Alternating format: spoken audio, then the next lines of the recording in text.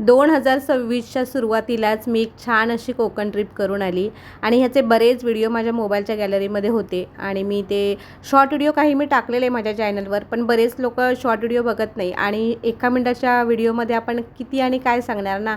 आणि या छान सुंदर अशा आठवणी आहेत ज्या मी मस्त ह्या ट्रिपमध्ये एन्जॉय केलं सगळं, ते मी तुमच्याबरोबर ह्या व्हिडिओच्या माध्यमातून शेअर करते.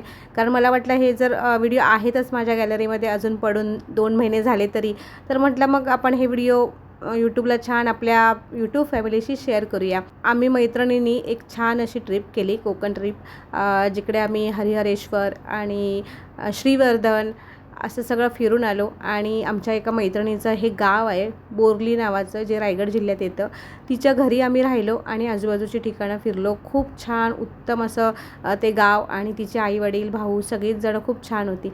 तर ज्या दिवशी आम्ही गावी जायला निघालो तर आमची रात्रीची बस होती, पण आमच्या इथून बसपर्यंत पोहोचण्यासाठी आम्हाला बरंच स्ट्रगल करावं लागलं, कारण प्रचंड ट्रॅफिक होतं. तिथपर्यंत पोहोचायला बरीच मुश्किल झाली आमच्यामुळे. ती बस लेट झाली, त्यामुळे त्या बसचा ड्रायव्हरने, कंडक्टर आम्हाला बरंच ओरडला. ती बोलणी ऐकून आम्ही मस्त असा तो प्रवास केला आणि अगदी सकाळी पहाटे 4 वाजता आम्ही त्या गावी पोहोचलो. त्यानंतर थोडा वेळ आराम केला आणि मग आम्ही निघालो हरिहरेश्वरला. छान मस्त सगळे तयार होऊन हरिहरेश्वरच्या दर्शनासाठी गेलो. बरंच ऐकून होती मी ह्या मंदिराबद्दल, आणि जो एप्रिल मे पिक्चर झाला त्या पिक्चरमध्येही हे सगळं छान दाखवलं आहे. हरिहरेश्वरचा परिसर छान दाखवला आहे, तर त्यामुळे मला तिथे जाण्याची एक उत्सुकताही होती. थोडा वेळ रांगेमध्ये उभं राहून नंतर आम्ही छान देवाचं दर्शन घेतलं, थोडेफार फोटो क्लिक केले आणि नंतर मग गेलो तिथेच जवळच असलेल्या बीचवर. ते बीचही फार सुंदर आहे आणि असं वाटत नाही बीचवर, म्हणजे आम्ही तिकडे खडकावर दगडांवरती उभं राहिलेलो बीचवर, म्हणजे अगदी समुद्राच्या जवळ गेलो नव्हतो. आणि उंचावरून उभं राहून आम्ही तो सगळा निसर्ग, ते समुद्र, आजूबाजूचा परिसर सगळं बघत होतो. खूप छान आणि मस्त वाटलं. ते असं म्हणतात ना, कोकण म्हणजे स्वर्ग. तर अगदी कोकणाच्या उत्तर टोकापासून दक्षिण टोकापर्यंत, म्हणजे अगदी तेरेखोलच्या खाडीपर्यंत कोकण तुम्ही जिकडून बघाल ना तिथून खूप सुंदर आहे. आणि हे फक्त अनुभवावं लागतं तिथे जाऊन प्रत्यक्षामध्ये, कारण आपण कितीही त्याबद्दल बोललो ऐकलो तरी पण आपण जेव्हा स्वतः त्या गोष्टी अनुभवतो ना, ते फिलिंगच काहीतरी वेगळं असतं. आणि मी याच कोकणाच्या मातीतली असल्यामुळे मला ह्या गोष्टी जास्त अजून प्रकर्षाने मांडता येतात.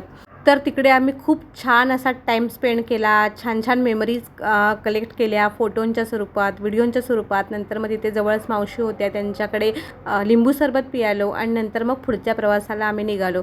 तिकडून जवळच हे एक जुनं प्राचीन असं सोमजाई देवीचं मंदिर आहे आणि इथे जाण्याची मला ना खूप दिवसापासून ओढ होती. आपण एखादं ठिकाण बघतो, ऐकतो त्याबद्दल, तर आपल्याला अशी एक आतून एक अशी ओढ असते की मला ह्या ठिकाणी जाता आलं तर. याआधी मला अजिबात कल्पना नव्हती की मी इथे कधी येऊ शकेन, कारण माझे बरेच असे ओळखीचे लोक आहेत की ते या गावातले आहेत किंवा या आजूबाजूच्या परिसरातले आहेत आणि ते ह्या देवीचा फोटो त्यांच्या स्टेटसला वगैरे अधूनमधून ठेवतात. आणि जेव्हा मी ह्या देवीचं रूप बघायची ना, तेव्हा मला असं वाटायचं की अरे, मला कधी इथे जाता येईल का, मला कधी ह्या देवीचं जवळून दर्शन घेता येईल का, हा सारखा विचार माझ्या मनात यायचा. तो कधीही माझ्या फोटोसमोर आला तर देवीचा.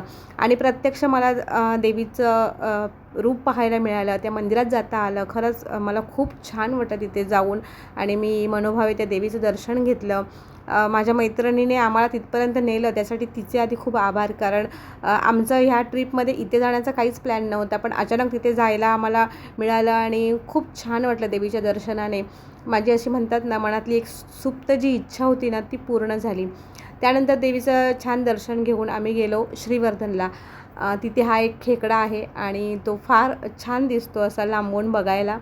आता तो कशापासून बनवला आहे एवढं काही मला डिटेल माहिती नाही तिकडची.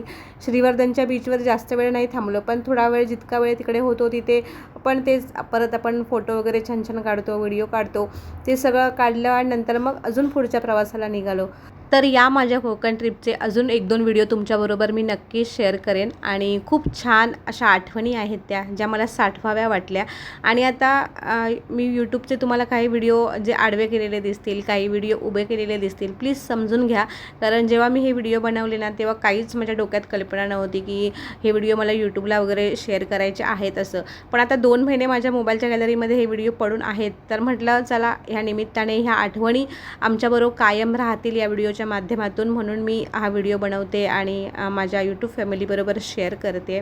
तर बऱ्याच दिवसांनी मी हा लॉंग फॉर्मॅटचा व्हिडिओ बनवला आहे. नाहीतर मी डेलीचे माझे रुटीनचे मिनी व्लॉग असतात ना, ते मी डेली शेअर करत असते. आता मध्ये 1-1.5 महिना मी ब्रेक घेतलेला आहे, कारण माझ्या मुलाची 10वीची एक्झाम होती. त्यामुळे मी सोशल मीडियापासून थोडीशी लांब होती. माझं डेलीचं काम आणि मुलाच्या अभ्यासाकडे माझा थोडासा जास्त लक्ष होता. तर हा लॉंग फॉर्मॅटचा व्हिडिओ साधारण 3 ते 4 महिन्यांनी मी बनवला आहे. जे माझे कोणी सबस्क्रायबर आहेत ते नक्कीच बघतील आणि मला अप्रिशिएट करतील, मला कमेंट करून सांगतील. तुम्हाला जर व्हिडिओ आवडला तर लाईक करा आणि माझ्या चॅनलवर तुम्ही नवीन असाल, हा व्हिडिओ पहिल्यांदा बघत असाल तर नक्कीच सबस्क्राईब करा आणि तुमचं जे काही म्हणणं असेल ते कमेंटच्या स्वरूपात माझ्यापर्यंत पोचवा. अजून मी या पुढचा जो काही व्हिडिओ आहे ना तुमच्याबरोबर नेक्स्ट एपिसोडमध्ये शेअर करेन. तोपर्यंत बाय, काळजी घ्या.